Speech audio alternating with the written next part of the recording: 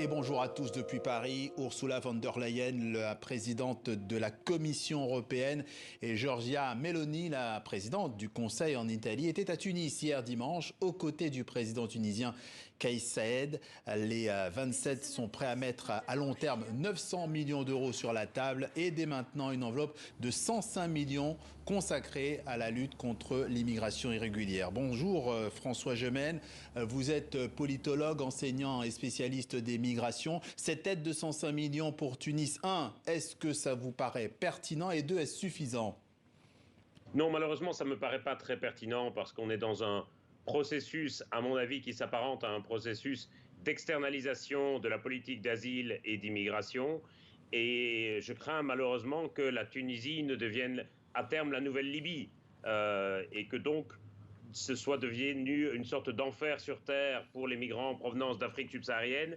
Et je crains que ça soit non seulement de l'argent dépensé en pure perte, mais surtout de l'argent qui va surtout servir à financer des processus de criminalisation et des processus de rétorsion à l'égard des migrants subsahariens. Le président tunisien, Kais Saied, s'est illustré au cours des dernières semaines par des discours qu'il faut bien qualifier de racistes. Il y a eu plusieurs ratonnades anti-migrants dans plusieurs villes de Tunisie. Et donc, très clairement, je crains, hélas, que cet argent ne serve surtout à la répression des migrants et que ce soit de l'argent dépensé en pure perte. À la Tunisie, vous dites qu'il serait la nouvelle Libye. Elle précise tout de même que cet accord ne la transformera pas en un pays d'installation des migrants. Quelles peuvent être les solutions pour ces candidats à l'exil ?